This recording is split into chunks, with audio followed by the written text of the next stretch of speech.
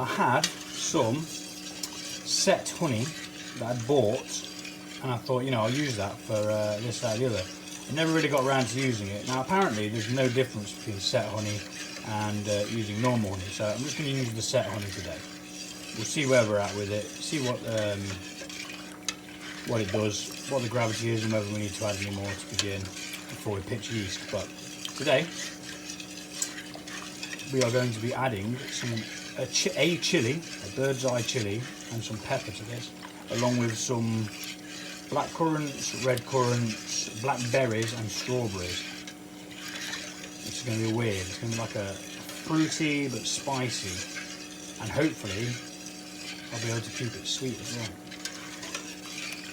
That's just melted honey in there into 1 litre of water. And now we're going to add the fruit and well, I'm going to add the chilli and the pepper first actually. And then I'm going to add the fruit after that's steeped for about 10 minutes. And then we'll probably have to drain it off because I don't really want the chilies in there floating around. But I might leave it in there, I'm not sure yet. We shall see it in. And now we're adding the mixed pepper.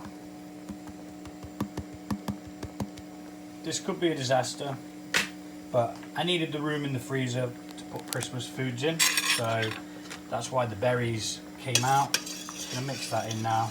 This is off the heat, so it's just cooling down slowly but surely. We've got 1 bird's eye chilli in there, which my son picked out. He went for the biggest one there. This is going to be a gallon batch, so it should be alright really. 1 chilli should be plenty enough.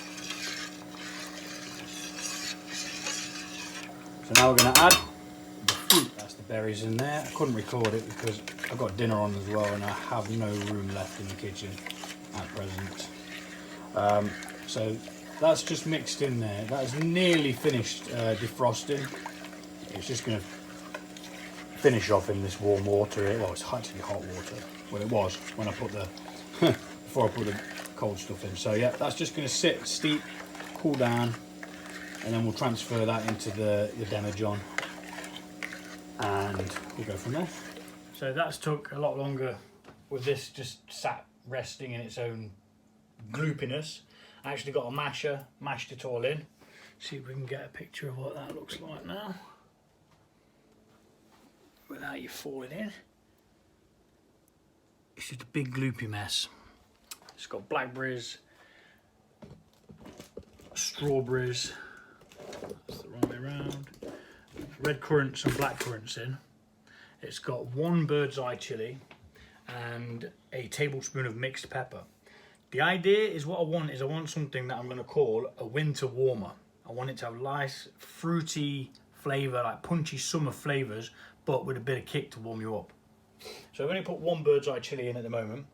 I'm going to see how it goes in the first fermentation, then I might like add it into the second fermentation, add another one if there's no heat whatsoever, etc, etc. So we used for this, I've used some set honey because I just had it in the cupboard. I bought it for an idea and then never got around to doing it, so I've used it up, melted it down into some water, a litre of water. So it's got a teaspoon of mixed pepper in. It's got 1 bird's eye chilli sliced and de-seeded. It's got 1 kilogram of mixed strawberries, blackberries, red currants and black currants, frozen and thawed out. So this is got all the whole mixtures in here. This is including the honey is all in there. And what we're going to do is just going to give it a quick stir, get it all moving again, and then we're going to put it in there, see how much we've got, add water depending on how much water we may need. I want to get it up to 4 litres before I add anything else. This might very well slop all over the place. Ooh. Yummy! It looks a bit like the Viking blood that I did. Oh, it smells so good. It's actually, the mix is actually like a smoothie mix. So I'm going to get some water now, because where we at? We are up to 2.5 litres, so we're going to need some more water in there anyway. So it's about 4. Because we're still going to add the yeast, which is hydrating as we speak. Where's that at? I can see the 4 now. Right, there's the 4. That's 4 litres. Now, I'm going to give it a little stir up, and then we're going to take a hydrometer test to see where we're at. It's very, very dark. So this will be classed as a melomel, which is a mead that uses sugars from fruits as a fermentable as well as the honey. Now if you was to brew a mead and then on the secondary fermentation you add some dried fruit, that would only be to give it flavour. You wouldn't be using any of the sugars from the fruit. So right, that's in there in all its gloopiness, having fun all on its own in there. So now we need to take a hydrometer reading so we can see what the start gravity is. Why does the dog always come in and start drinking when I'm doing a video? Why? Dumb dog. Getting loads of chunks and bits in this. I mean, look at that, it looks like a clogged artery. Get gone.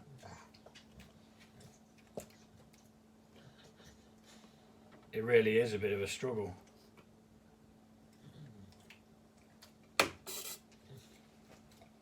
What I need is a fucking miracle. That's what I need. You stay there, and I'm gonna have to quickly use this. Put that down like that to be able to take a reading on it. Eventually we'll rack it off the fruit when it goes into secondary, but right now we want it in there because we want it to ferment with the sugars from the honey. Now it's been sat way over an hour. I only wanted it sat for an hour, to be honest. Sorry, I only wanted it sat for about 20 minutes, but then I had to go out and get my vaccination booster. Right, so put that in there. That can go on there for now. Stay, be nice. So, where are we at? Because we may need to put some more honey in.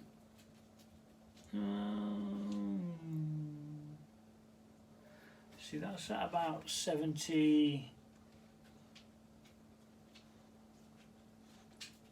just below 72. So that's not a very high starting gravity really. So I'm probably going to add more honey. I've got one open here that needs using up. It's got half a tub in, half of blossom honey. So I'm just going to whack that in to ramp-a-doo-dah that up. So this is going to need some mixing, which is another reason why it's a good thing that we didn't add the extra water at the beginning, because now this is going to ramp up the volume as you add this honey to it. Honey, dun dun dun dun dun dun. That needs to go back in there as well. We're going to be cutting it fine for the 4.5. Once I've added the yeast water, and I might very well need a bit of water in this.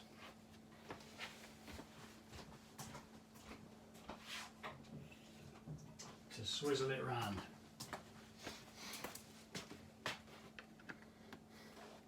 Alright dog, what's up mate? Right,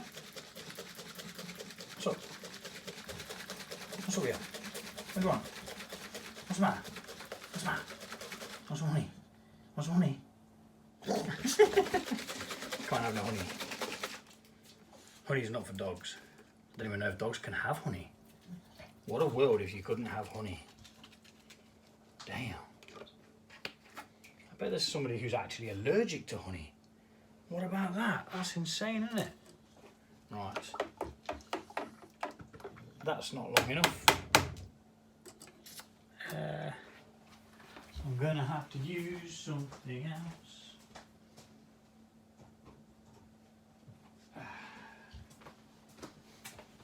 Bottom end of this will do.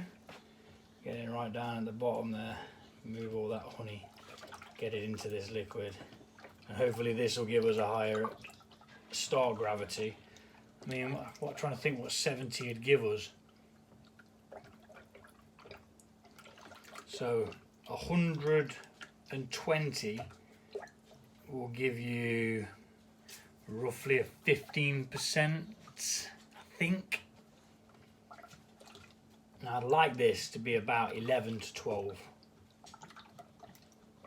And without doing math and actually like figuring it out properly, you won't know until you take the hydrometer reading.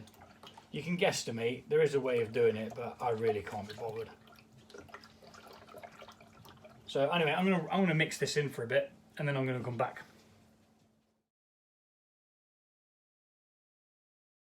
Now let's take another hydrometer reading and see what the difference in the reading is. Hydrometer at the ready. I'm going to have to do this again because all of the fruit just keeps on coming because there's so much in there. And maybe the fruits, sugars don't come out straight away. Maybe they sit in the fruit and then come out later on, you know. As the sugar, as the yeast runs out of fermentables, probably starts having a go at the sugars in the fruit as well, which is nice. Right, so where we at now? That's more like it.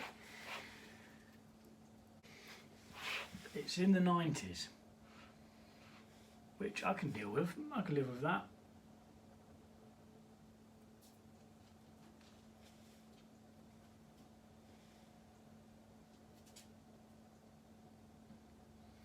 Two, 4, 6, 8, 98.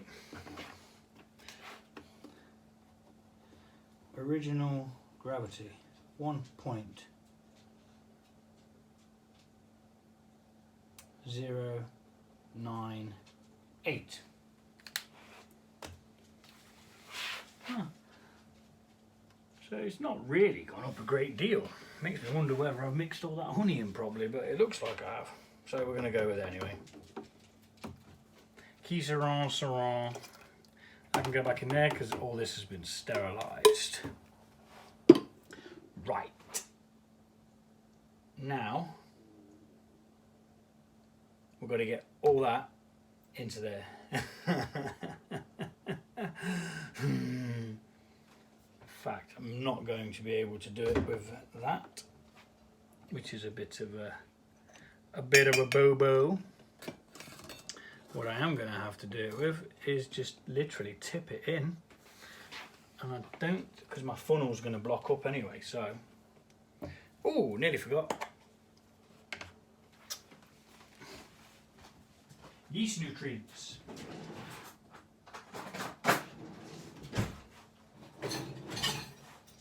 As always, I am prepared, as you can see. I have everything I need with me. Not. And plop that in there. And give it a stir-a-rooney. Oh, behave.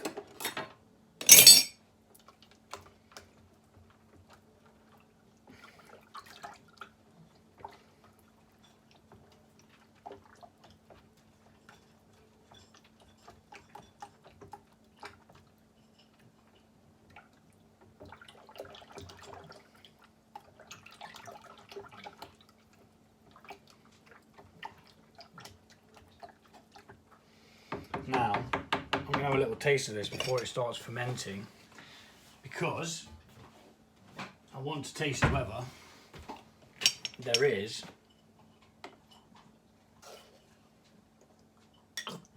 any spice in it.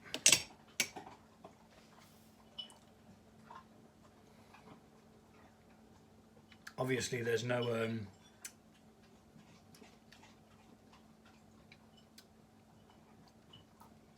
only mildly lingering.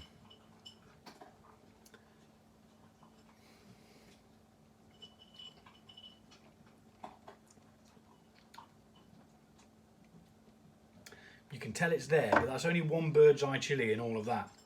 So I'm not going to add any more to it while it's fermenting. But what I am going to do is keep the idea of I'm going to be adding more in the secondary. So let's get this poured in. I'm going to speed it up because it takes forever.